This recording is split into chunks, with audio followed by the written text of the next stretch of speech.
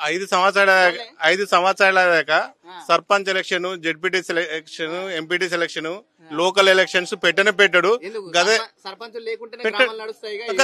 గట్టే నడిపిస్తాడు. ఈ స్కీమ్లు ఎట్లా గనక తప్పించుకుంటాడో అదే రకంగా నడిపిస్తాడు. ఎందుకు అట్లా మరి ఇప్పుడు ప్రభుత్వం వాళ్ళే ఉన్నది, సర్పంచులు గెలుస్తారు కదా, ఇప్పుడు ఏ ప్రభుత్వం ఉంటే ఆ సర్పంచులు గెలుస్తారు నిల్చున్నోళ్ళు.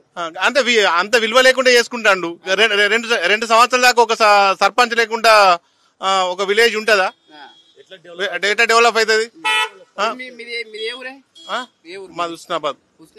సర్పంచ్ లేరు ఇప్పుడు, దాదాపు సర్పంచ్ లేరు. అధికార పాలన నడుస్తుంది కదా, మరి ప్రజలకి చిన్న సమస్యలు వస్తాయి, మూల రకంలో రోడ్లకు ఆడిన, మరి అది ఎవరికి చెప్పుకుంటున్నారు? రేవంత్ రెడ్డికి చెప్పుకోవాలి మేము. ఎందుకంటే ఇప్పుడు మీ అటువంటి తెలిసి ఉండాలి.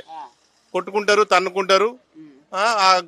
ఉన్న గ్రామ కార్యదర్శులు కూడా అప్లపాలు అయిపోతారు. వాళ్ళు పెట్టుబడి పెట్టి ఇబ్బందుల పడి ఏడుస్తాను. ఇప్పుడు సర్పంచులు కూడా సర్పంచ్ కోడి అయితే భయపడుతున్నారు, పెండింగ్ బిల్స్ పెండింగ్. దాని గురించి ఏం చెప్తావు?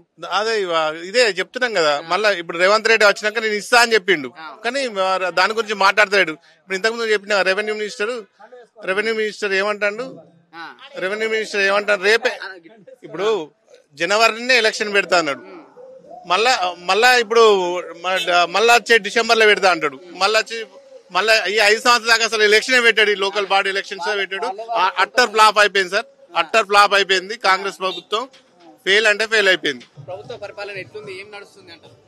ప్రభుత్వ పరిపాలన ఎక్కడ చూసినా కూడా ఇంతవరకు అయితే కేసీఆర్ ప్రభుత్వంలో ప్రజలు ఏ విధంగా లాభపడ్డారు అనేది వాళ్లకు తెలుసు. కాబట్టి మరి 16 నెలల్లో రేవంత్ రెడ్డి పాలనలో ఏ విధంగా నడుస్తుందని ఇప్పటికే ఒక అంచనాకు వచ్చేసిర్రు. భవిష్యత్తులో ఎట్టి పరిస్థితుల్లో కూడా కేసీఆర్ ను మళ్ళీ సీఎం చేసుకోవాలి, మనం అందరం బాగుపడాలి అనే ఆలోచన కొద్దీ పబ్లిక్ ఆల్రెడీ డిసైడ్ అయి ఉన్నారు.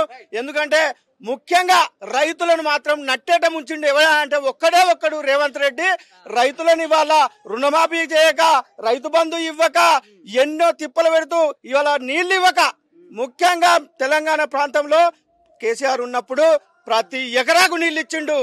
మిషన్ కాకతీయ తెచ్చి చెరువులలో నీళ్లు నింపిండు. మరి ఈ దద్దమ్మ ప్రభుత్వం మరి రైతులను ఏ విధంగా కూడా ఆదుకోకుండా, రుణమాఫీ చేయకుండా అనేక ఇబ్బందులు అరిగోస పెడుతున్నారు. కాబట్టి ఈ రైతుల వల్ల ఈ ప్రభుత్వం తప్పకుండా కూలిపోతుంది. రైతు ఏడ్చిన రాజ్యము, ఎద్దు ఏడ్చిన యవసము ఎప్పుడు కూడా సత్యనాశనమే. ఈ ప్రభుత్వం కూడా సత్యనాశనమే అని తెలియజేస్తున్నాను.